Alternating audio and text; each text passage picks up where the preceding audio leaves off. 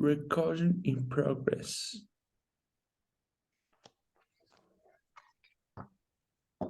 Bien.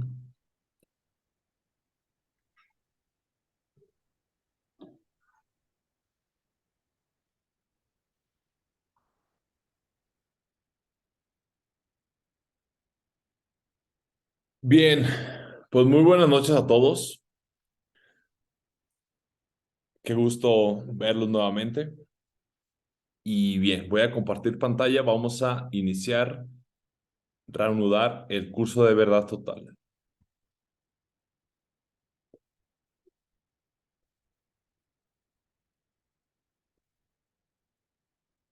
Bien, en esta ocasión, el versículo con el que vamos a iniciar viene de Romanos 1, que es de mis pasajes favoritos. En serio, Romanos 1 se lo pueden memorizar, si lo pueden leer una y otra vez, en serio que es fundamental, fundamental para esta batalla cultural. Y en este caso voy a utilizar Romanos 1, 18 a 19, que dice, porque la ira de Dios se revela desde el cielo contra toda impiedad e injusticia de los hombres que detienen con injusticia la verdad, porque lo que de Dios se conoce les es manifiesto, pues Dios se los manifestó. Es decir, Dios se ha revelado a todos los hombres, ¿eh? Dios se le ha presentado a toda la humanidad. No hay persona que cuando se enfrente al tribunal de justicia ante Dios, de hecho, una de las cosas que hace poco, hace 2 semanas me dijeron y me pareció impactante, dijo, la verdad es que las personas se comportarían diferente si supieran que todos nos vamos a enfrentar al tribunal de Dios. Y toda persona en el tribunal ante Dios no va a poder decir, Dios, nunca te manifestaste ante mí. Es mentira. Dios se ha manifestado de una forma o de otra, pero la cosa es que aquí vemos que dice que los hombres detienen con injusticia la verdad. Y en este capítulo del libro lo vamos a ver. Hoy vamos a ver, me equivoqué, parte 1, es la parte 2. Este, mencionamos que este curso se conforma de 4 bloques y esta vez vamos a ver el bloque 2. Digo, aquí, como mencioné, me equivoqué, parte 2. Comencemos por el principio. Nos vamos a concentrar en el Génesis porque vemos que la creación es fundamental para entender la cosmovisión. ¿Ok? Capítulo 5. Darwin se encuentra con los osos Bernstein. El darwinismo recibe más apoyo de los supuestos filosóficos ateos que de la evidencia científica. Es un capítulo sumamente interesante porque vamos a ver que la teoría de la evolución está respaldada por mentiras. Detienen con injusticia la verdad. Detienen con mentiras la verdad. Miren, el darwinismo hizo creer que la religión era una puerta de escape para quienes temen enfrentarse a la modernidad. Entonces, nos hacen creer los darwinistas que las religiones son un constructo humano inventado por las culturas primitivas como mecanismo de defensa para ayudarlos a afrontar los rigores de la supervivencia. Por ejemplo, Marx decía que la religión era el opio del pueblo. También Freud, psicoanalista, fundador del psicoanálisis, mencionaba algo similar, que bueno, es que la religión es para afrontarnos ante una realidad oscura para encontrarle sentido a la vida. Algo similar dijo. Y hay que esto nos quede muy claro. Quien tenga autoridad para moldear el mito de la creación, ya vimos en el bloque 1, creación, caída y redención, pero todo inicia desde la creación, desde los orígenes. Hay que preguntar de dónde venimos. Quien tenga autoridad para moldear el mito de la creación en una cultura, actúa como un sacerdote y puede decidir cuál será la cosmovisión dominante.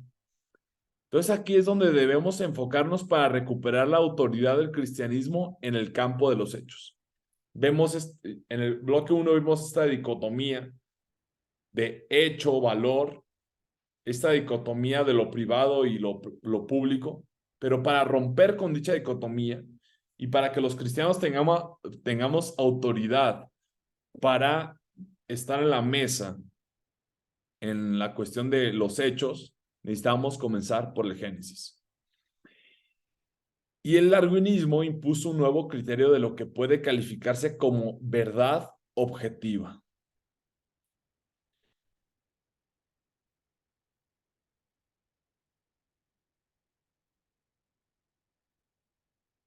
La cuestión es que si el darwinismo es verdadero, la religión y los absolutos filosóficos como bondad, verdad y belleza son falsos o fraudulentos, son mera construcción social.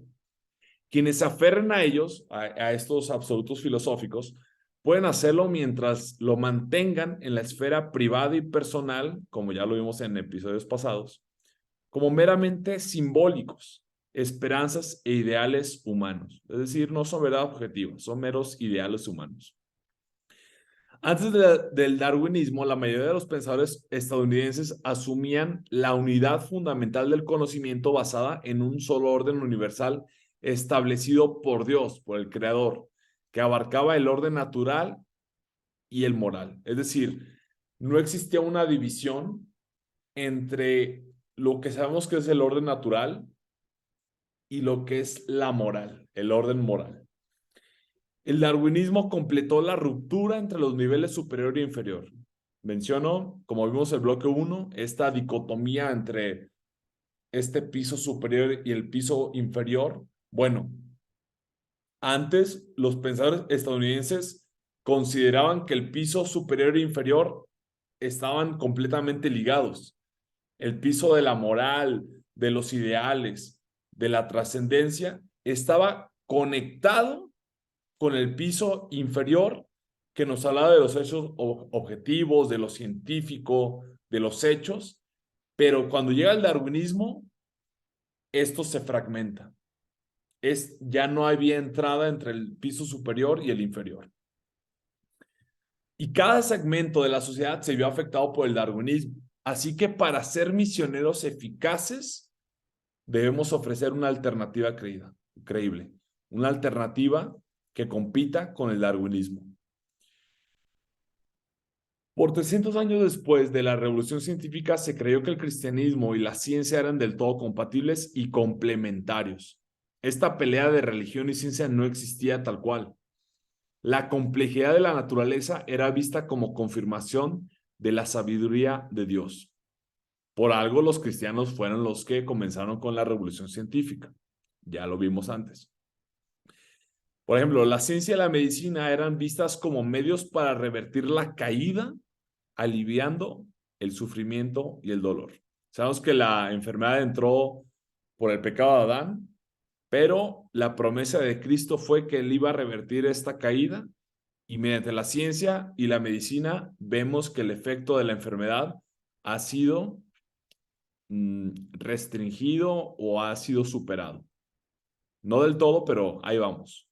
Digo, tristemente, por el pecado, las farmacéuticas globalistas hoy en día, pues no le conviene a la gente que sane, sino que siga enferma porque son consumidores. Pero vamos a superar esto. A partir del darwinismo se creó una imagen de guerra entre ciencia y religión, y las personas hoy en día irreflexivamente creen en esto. De hecho, curiosamente una vez estaba dialogando con un amigo y él menciona la evolución y yo dije, no, yo no creo en la evolución. Y él se quedó así como, porque sabe que soy una persona que lee y que le gusta mucho el estudio científico y todo, y me dice, ¿no crees en la evolución? Y yo no, pero ¿cómo que no crees en la evolución? Pero me detuve con él y le empecé a explicar mis razones, que las vamos a estar viendo en este bloque, por las cuales no creo en la evolución, y se quedó pensando, me dijo, fíjate, nunca había pensado en eso. Le mostré las incoherencias de esta teoría y me dijo, fíjate, no había pensado en eso, pero tienes un buen punto. Pero la gente no, hoy en día la gente considera la evolución como la han repetido tantas veces, o sea, una mentira repetida como verdad, la va a terminar creyendo como verdad y reflexivamente y así sucede hoy en día. El darwinismo, la cosa es que se extiende a todo campo de estudio y corroe, por eso este capítulo se llama ácido universal, corroe, corroe todo vestigio de propósito o moralidad trascendente. Es decir, por el darwinismo, hoy en día no se puede creer tal cual en una moral trascendente, en un propósito. Somos mero azar. Buscan enseñar esa idea en los alumnos, aunque los padres o iglesias enseñen otras cosas. Cito, diremos que sus enseñanzas son propagación de ideas falsas e intentaremos demostrar esto a sus hijos en la primera ocasión que se nos presente. Daniel Dennett. Pero esto no es promover ciencia objetiva, sino su propia filosofía materialista. Ya vimos antes que todos partimos de principios filosóficos, que no se aceptan por razón, sino que se aceptan por fe. Daniel Dennett afirmó que el mayor logro de Darwin fue reducir el designio del universo a un producto de materia en movimiento sin propósito ni sentido. Pero esto lo asumen sin evidencias, es decir, no es una teoría científica, es una teoría, es una cuestión filosófica. Esta filosofía del materialismo científico se ha convertido en el credo dominante de Occidente, comenzando con la evolución y acabando en la eugenesia. La evolución ha sido el respaldo de la eugenesia, del aborto, del transexualismo, pero es otro tema.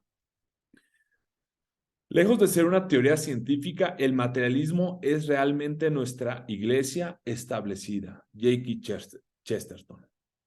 Esto significa que es filosofía camuflajeada como ciencia. Ojo, lo repito.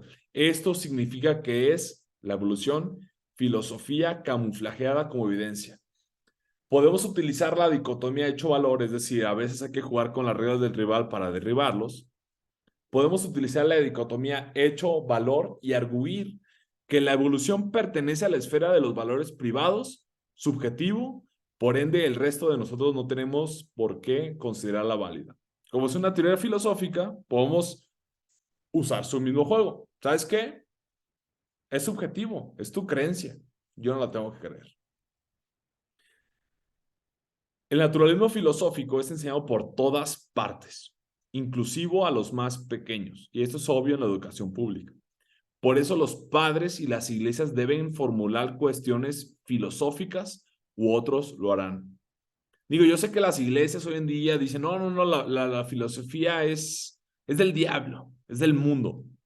No, señores, los cristianos debemos formular nuestra propia filosofía, porque si no, vamos a ser presa de los asuntos filosóficos del mundo.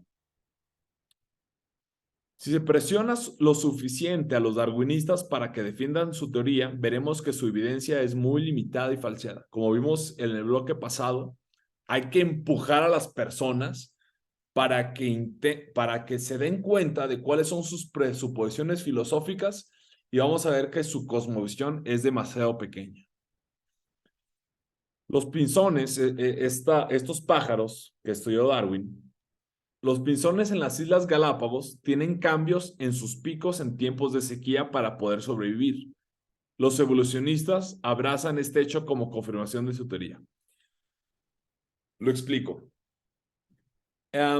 Estos pájaros, en el momento de que habían sequías, sus picos, que eran pequeños, crecían.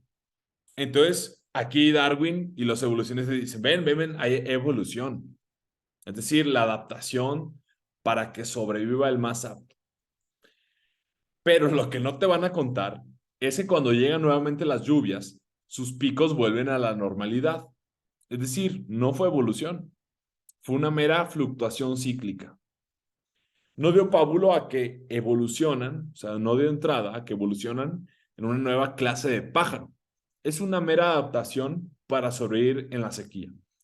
Recuerdo que en mis clases de psicología, una maestra que nos empezó de primer semestre, nos empezó a decir, no, que la evolución y no sé qué. Dicen, miren, antes teníamos tanta cantidad de dientes y hoy en día tenemos menos cantidad de dientes, entonces la evolución es cierta.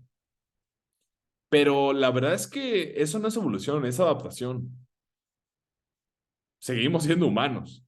Sí, tendremos menos dientes, pero nuestra especie sigue siendo humana. Acá, como bien menciona, seguían siendo pinzones en condiciones adversas. Mera adaptación. No prueba que hubiesen evolucionado a partir de otra clase de organismo, ni tampoco que se convirtiesen en otro nuevo. Aves que provienen de aves y siguen siendo aves. Aquí vemos este gráfico, es decir, si en tiempos de sequías sus picos crecían para poder romper las semillas, pero vuelven las lluvias y ¿qué pasaba? Los picos volvían a su tamaño normal, pero eso no te lo cuentan.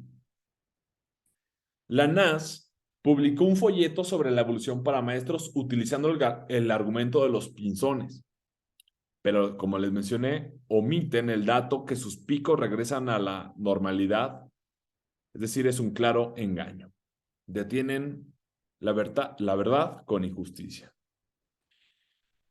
Por ejemplo, hay otros ejemplos de diversificación menor reversible, esto que menciono, vuelven a su normalidad, pero esta diversificación menor la usan para enseñar sobre la evolución. Por ejemplo, el desarrollo de la resistencia a los antibióticos. El virus VIH se vuelve resistente a cierto tratamiento, pero una vez que se retira el medicamento, el efecto se revertía. Durante medio siglo han experimentado con moscas de fruta, pero no han logrado formar una nueva clase de insecto, ni siquiera una nueva y mejorada mosca de fruta. Ninguna de las formas mutadas vuela tan bien como la original, ni sobreviven en el campo.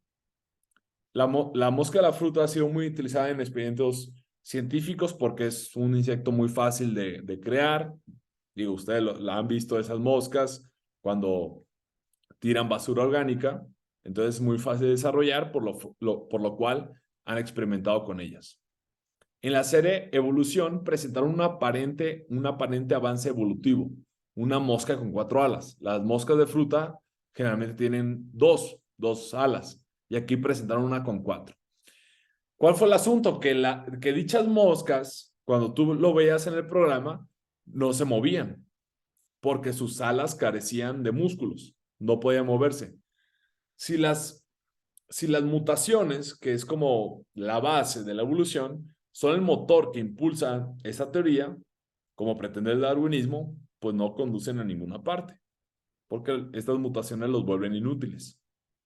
Aquí vemos esta foto, las moscas normales tienen dos alas, y la que presentaron en el programa de evolución tenía 4 alas, pero pues no podía moverse. Y ese término, extrapolación, es la clave de la teoría de Darwin.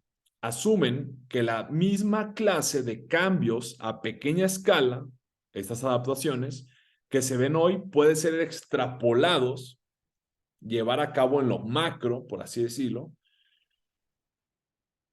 pueden ser extrapolados respectivamente para explicar las principales diferencias entre grupos taxonómicos mediante la lenta acumulación de pequeños cambios. Pero el genetista Richard Goldsmith declaró que aun si se acumulasen 1000 mutaciones, seguiría siendo una mosca, la misma especie. Para producir una nueva especie no sirve con acumular cambios en detalles. Hace falta un diseño global.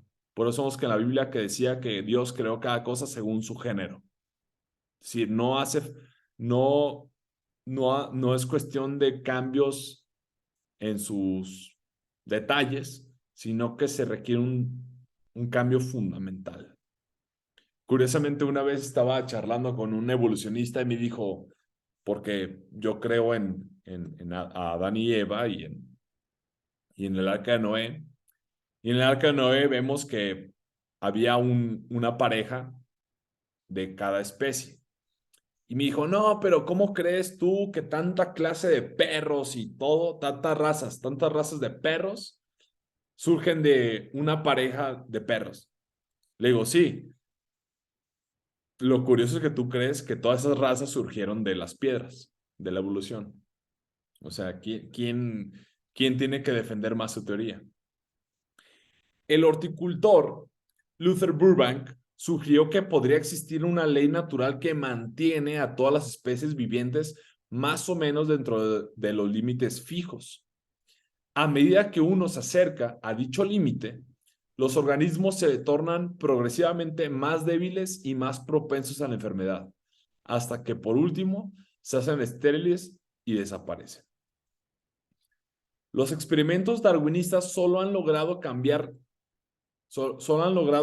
cambios dentro de esos límites fijos, dentro de la especie. No han arrojado luz sobre cómo llegaron a existir las moscas de fruta. El darwinista podrá explicar la supervivencia del más fuerte, pero no acierta a explicar el advenimiento del más apto, de cómo surgió el más apto. Una de las pruebas que presentan los darwinistas es el de las polillas salpicadas en Inglaterra. Lo voy a explicar. En Inglaterra surge la revolución industrial y por todo el carbón y todo el smog y el humo que aventaban las fábricas, hacía que la corteza del tronco de los árboles cambiara de color, se volviera más oscuro. Entonces, habían polillas de color oscuro y polillas de color más blanco. Y aquí vemos que separaban en la corteza de los árboles. Antes de la revolución industrial, las cortezas de los árboles eran más blancas, por así decirlo, pero con la revolución industrial, por todo el smog, las cortezas de los árboles se volvían más oscuras. Entonces, las polillas que supuestamente no evolucionaban, las polillas blancas que no evolucionaban a polillas más oscuras, los pájaros los veían más fácilmente, no se camuflajeaban y se las comían. En cambio, las polillas oscuras, como evolucionaron, entre comillas, se camuflajeaban y los pájaros no se las comían. Pero la cosa es que las polillas naturalmente no se paran en las cortezas de los árboles, se paran en las hojas. Y fue un montaje. Un científico que ayudó a preparar un documental de televisión para probar esta teoría, reconoció haber pegado polillas muertas en los árboles, en las cortezas, en el tronco de los árboles. Pero aún así, siguen usando estas fotos falsas en los libros de texto. Parece que la evidencia falsa es aceptable con tal que refuerce la ortodoxia darwinista.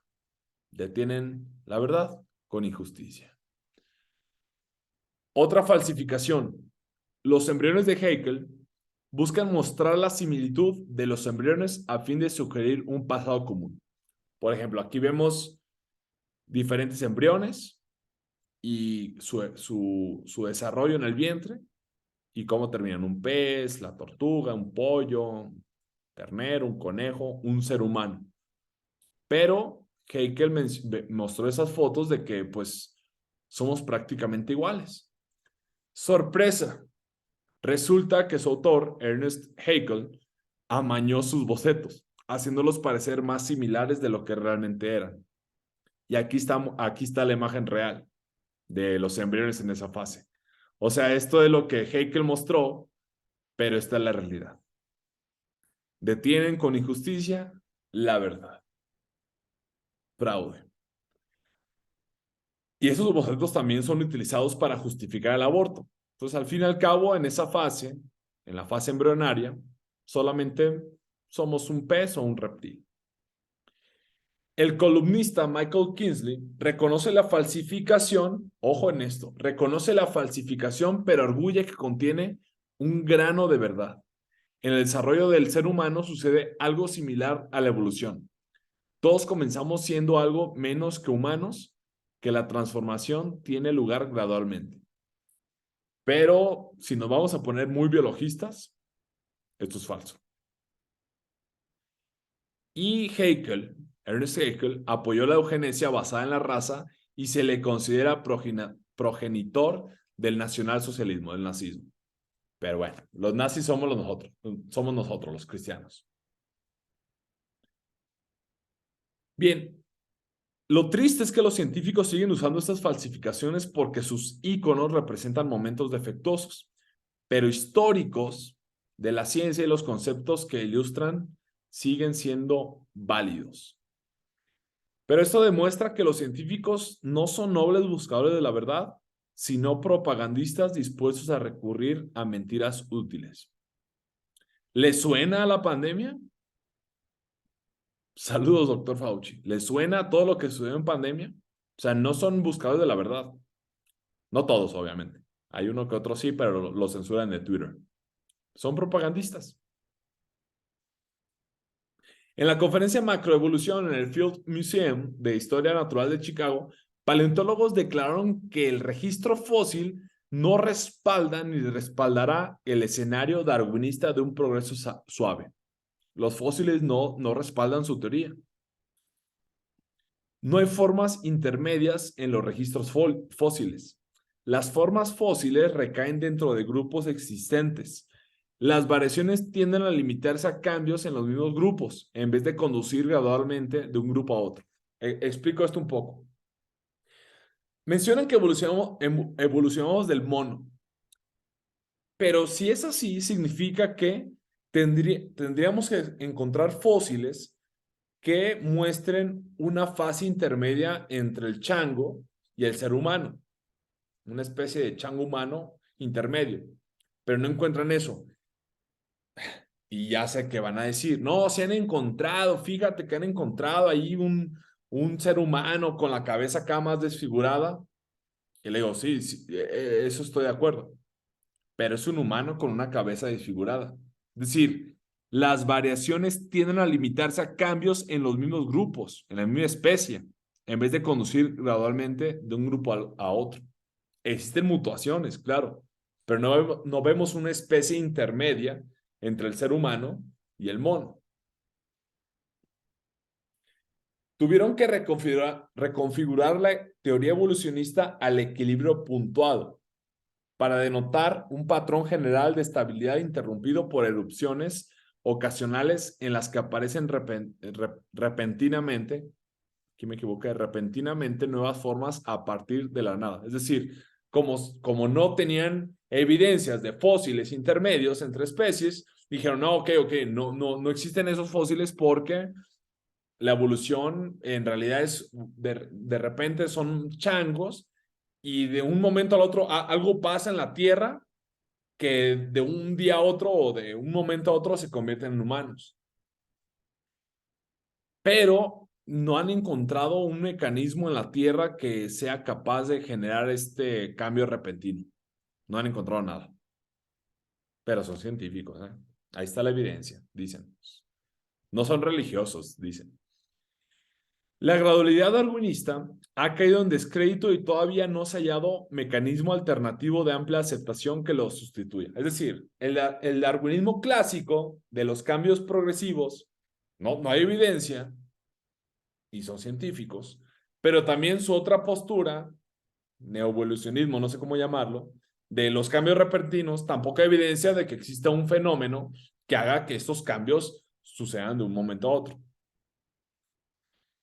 No es la evidencia, aquí vemos que no es la evidencia la que los persuade, más bien se dejan persuadir porque están convencidos en otro terreno, en el filosófico.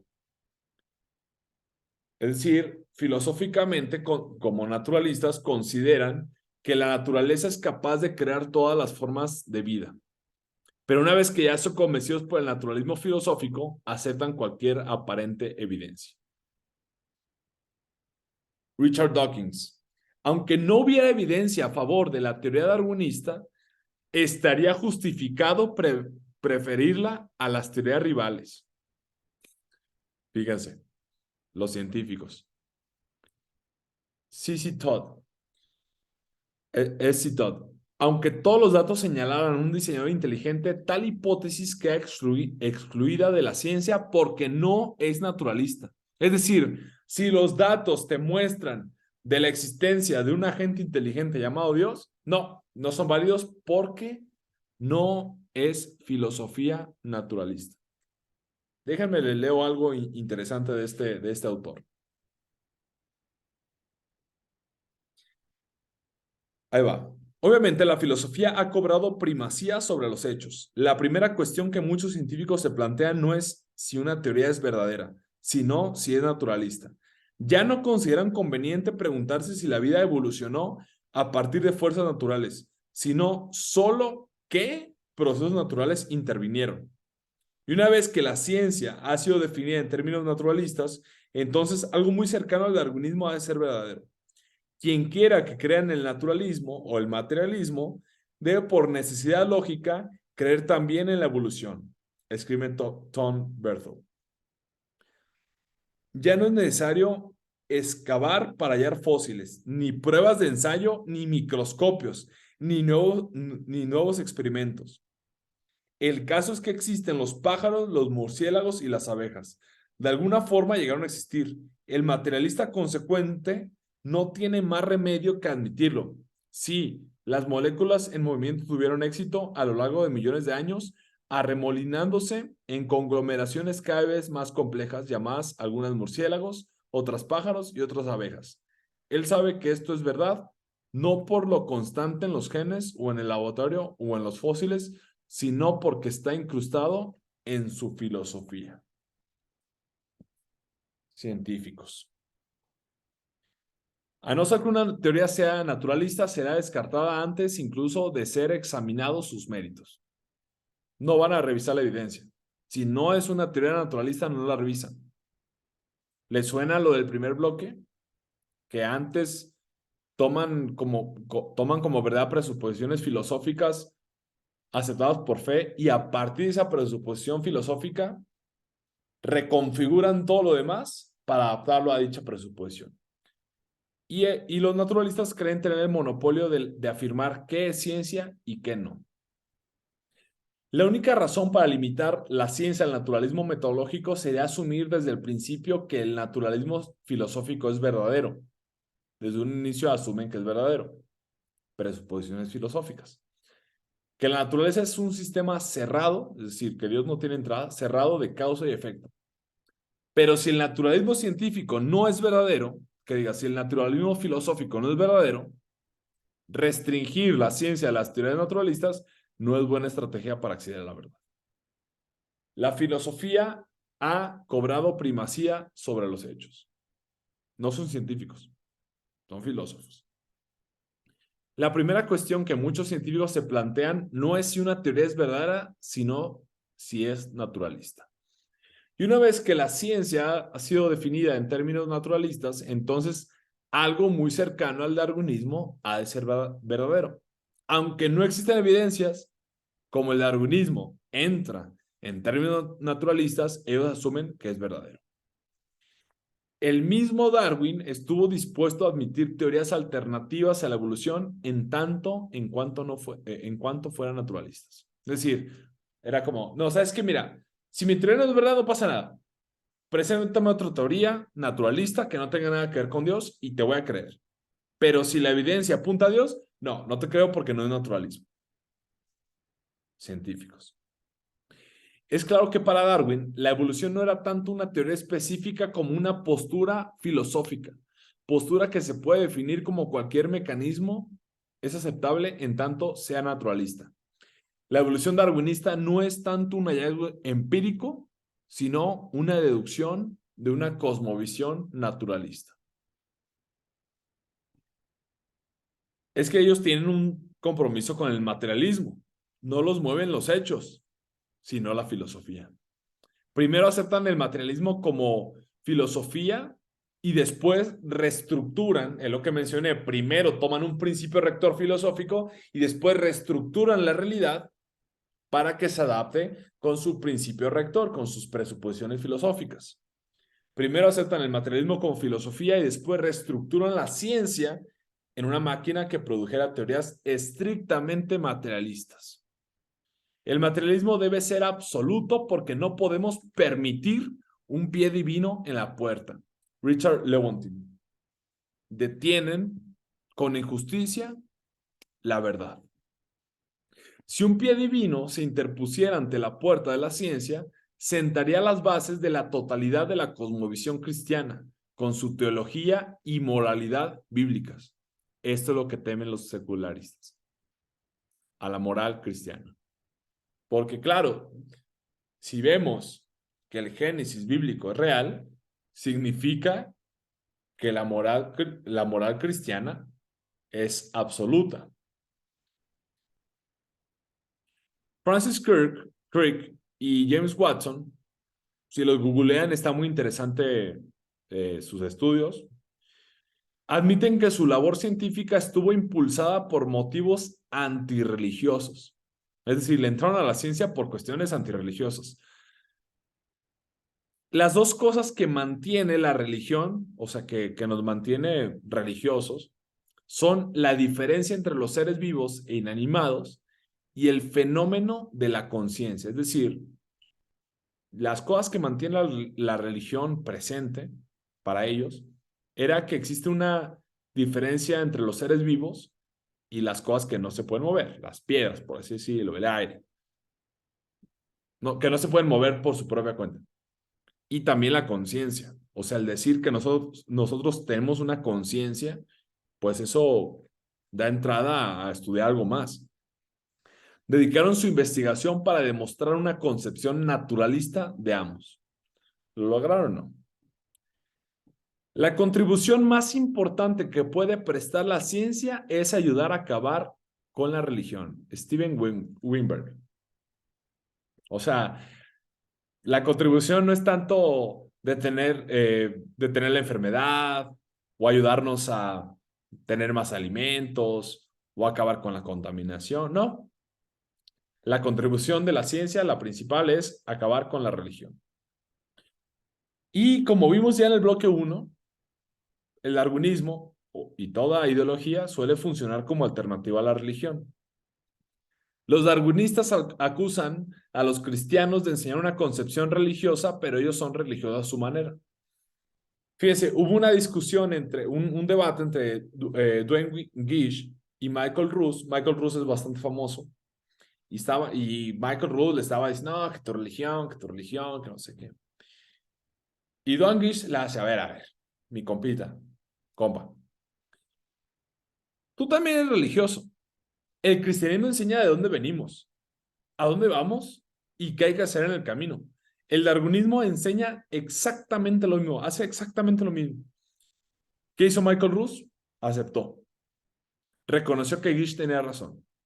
O sea, y esto que le dijo, lo tuvo como loco un tiempo. Lo pueden leer. Reconoce que Gish tenía razón, que la evolución es más que mera ciencia.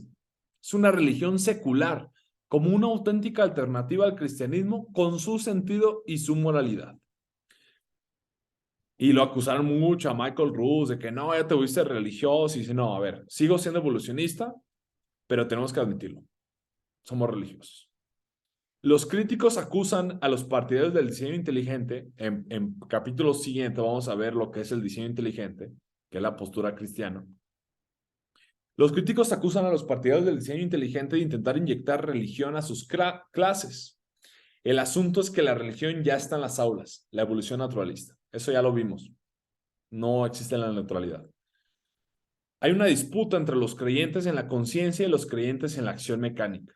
Los creyentes en el propósito y los creyentes en el puro azar. Jake Parsons. Creencias. Si esta guerra es entre dos filosofías, debemos aprender a dirimirla. Esta batalla es filosófica. Muchos se prepararon para ser científicos y han desarrollado excelentes trabajos para criticar la teoría de la evolución, pero siguen perdiendo la batalla porque no piensan en términos de cosmovisiones subyacentes. Se quedan en el plano científico, pero no se van al fondo, a la verdadera batalla que es el filosófico. Otro error entre los otros cristianos es que nos estamos peleando que si la creación es nueva o si la creación es vieja. Es decir, yo reconozco teólogos de los dos lados. A mí sí he visto estos debates muy interesantes. Yo aún no tengo una postura muy clara. Sé que venimos del Génesis, pero está esta batalla entre creación nueva a creación vieja. Que si la creación tiene 10,000 años o si la creación tiene millones de años. Cristianos creen en ambas posturas. Yo actualmente sigo con ese dilema, que tampoco me quita el sueño porque sé que somos creación de Dios. Sí me apego un poquito más a la creación nueva, pero no me quita el sueño. Si uno desea saber si la cosmovisión cristiana es realidad o ficción, el darwinismo es un lugar lógico donde empezar. Porque si es verdadero, si el darwinismo es verdadero, la metafísica cristiana es fantasía. Philip Johnson. El darwinismo es el principal factor que ha causado que el cristianismo sea marginado y desestimado en los círculos académicos. Por eso no nos quieren los cristianos dentro de las academias por el darwinismo. Nos ven como subjetivos, religiosos. Johnson instó a los cristianos a dejar de pelearse entre ellos y a unirse en torno al punto crucial de la confrontación con el mundo secular, a saber, su adhesión filosófica naturalista. Es decir, los que creen en la creación nueva y los que creen en la creación vieja, ambos creemos en el designio inteligente y ambos estamos en contra de la filosofía naturalista. Ahí hay que concentrarnos. Lutero, dijo que si luchamos en todos los frentes, con excepción del que está realmente bajo ataque, no estaremos peleando la batalla. Y le dice, Lutero, porque ahí en mi Twitter publico algo de Lutero y ya todo el mundo se me viene encima de que, tu papa y que no.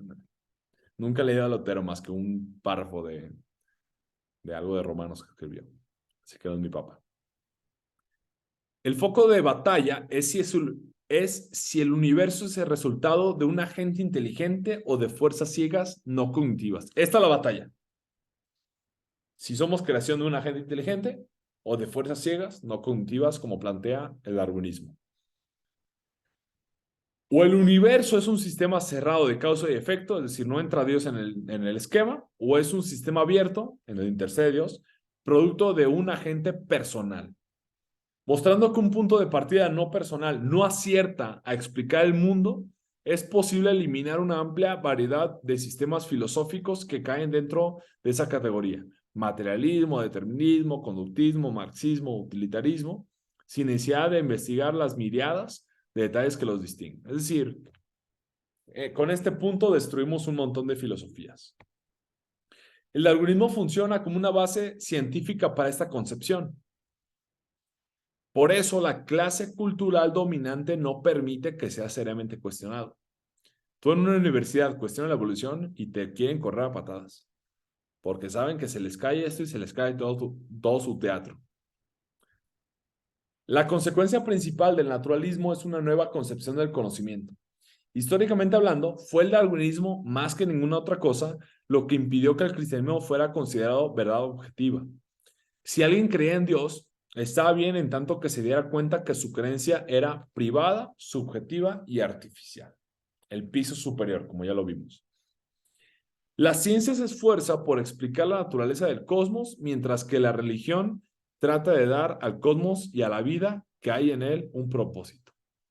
Vemos la división privado-público. La asta concluye que los puntos de vista religiosos deben restringirse al ámbito de lo privado, mientras que la evolución, al ser universalmente verdadera, debería enseñarse en todos los centros educativos. El primer obstáculo es reintroducir la idea de que la religión cristiana puede ser conocimiento genuino. Debemos aprender a hacer que Dios entre en la esfera de la discusión racional para conseguir un asiento en la mesa de debate público. Allá la manera de hablar del cristianismo como conocimiento objetivo, no valores personales. Ya estamos por terminar. Los valores son, para la mente moderna, preferencias subjetivas, personales y sociales, en comparación con las realidades objetivas que provee el conocimiento científico. Douglas Sloan. Fíjense, yo por eso estoy muy peleado con el término valor. Lo usé mucho tiempo, pero esto de que no, la derecha, vamos a defender los valores tradicionales o los valores cristianos. No, a ver, no usemos ese término. No son valores, son normas, son leyes, son virtudes. Cuando usamos el término valores, emitimos al mundo secular un mensaje. Solo hablamos de idiosincrasia de nuestro grupo, la cual el resto de la sociedad debe tolerar en tanto no perturbe ninguna agenda públicamente. Es que el término valor significa a lo que tú le das valor. Y te digo, por ejemplo, si el amor al prójimo tú lo consideras valioso, ¿no? No me importa. es una ley, es una norma. Los 10 mandamientos no son valores, son leyes establecidas por Dios. Si para ti los 10 mandamientos son valiosos o no, no me importa. Son leyes. Es decir, si para ti la ley de la gravedad es valiosa o no, no importa. Si te avientas de un quinto piso, le va a importar un comino si crees que es valiosa esa ley o no, que si tiene valor. Dicotomía hecho-valor, lo que hemos estado viendo. La ciencia trata de los hechos, la religión de los valores. Pero esto no es exacto. El cristianismo hace aseveración sobre el mundo material y también del mundo moral. No obstante, hay cristianos dispuestos a negar su fe, que su fe tuviera contenido cognitivo alguno. La reducían a cuestiones subjetivas de valor y significado. Nancy Pearcey menciona cuando empezó a tener muchas crisis de fe, la autora de este libro, va y le pregunta a un profesor cristiano de su universidad de que por qué eres cristiano. Y en vez de dar una respuesta científica, filosófica, le dice, porque a mí me funciona. Es decir, mero valor subjetivo. Pero hacer esto último nos impide evangelizar a las personas que anhelan una verdad unificada que escape a la omnipresente dicotomía hecho-valor, como le vimos en la clase pasada. Si la mayor repercusión del darwinismo fue expulsar el cristianismo de la esfera de la verdad objetiva, la repercusión más amplia del movimiento de designio inteligente será recuperarlo. Es decir, si el darwinismo nos sacó de la mesa de la verdad objetiva, la contraparte, la postura del designio inteligente, pues va a ser recuperar nuestro lugar en la mesa. Proporcionando evidencia de la obra de Dios en la naturaleza, se restaurará al cristianismo su derecho a proclamar conocimiento genuino. Entonces, los cristianos estaremos en condiciones de desafiar la dicotomía hecho-valor que ha marginado la religión y la moralidad, reduciéndolas a experiencia irracional y subjetiva. Y precisamente esto es lo que vamos a ver en el siguiente capítulo. En este capítulo criticamos las falsedades introductoriamente de la evolución naturalista, pero en el siguiente capítulo vamos a ver la contraparte, la postura cristiana, que es el designio inteligente. Siempre terminamos con una frase. Voy a dar contexto de esa frase. Francis Schaeffer, que se puede decir que quien le ayudó a recuperar la fe a Nancy Pearcey, da un ejemplo. Imagínate que estás en una montaña y abajo ves un lago y al lado ves un lago seco, ¿ok? Un lago lleno y al lado un lago seco. Y de repente empiezas a ver que el lago de lado, el lago seco, empieza a llenarse. Se empieza a llenar, se empieza a llenar, se empieza a llenar. Si ese lago seco llega al nivel del lago que está al lado, puedes asumir que la fuente de ese lago, del lago seco, es el lago que está al lado, porque nada rebasa su fuente. No sé si me voy a entender. Es decir, si vemos que el lago seco el agua llega al nivel del agua del lago que estaba lleno y ahí se queda en el mismo nivel, podemos asumir que el lago lleno es la fuente, es lo que llenó el lago seco. Pero ¿qué pasa? ¿Qué pasa si el lago seco, su agua, rebasa al lago de al lado? Significa que el lago de al lado no fue su fuente, porque nada rebasa su fuente. ¿Ok? Y por eso menciona Francis Schaeffer. Por tanto, el cristianismo bíblico tiene una explicación adecuada y razonable para la fuente y el significado de la personalidad humana. Su fuente es suficiente, el Dios personal en el supremo orden de la Trinidad. Sin dicha fuente, los humanos estamos abandonados con la personalidad surgiendo de lo impersonal, tiempo más azar. Es decir, el humano, cuando vemos que somos más que simple materia, que tenemos conciencia, libertad, moral, pues bueno, significa que nuestra fuente no es la materia, tiene que ser algo más. Y como cada clase pretendo recomendar un libro, en este caso va a ser el libro de donde saqué esta cita, The God Who Is There. No estoy seguro si está en español, no estoy seguro, pero si lees bien inglés, es un librazo. Escrito el siglo pasado, él fue el profeta que estuvo hablando del posmodernismo antes de que el posmodernismo surgiera. Él sabía lo que iba a pasar. En serio es un librazo, lo leí 2 veces de lo bueno que está y le van a sacar mucho jugo. Pero bueno, aquí terminamos.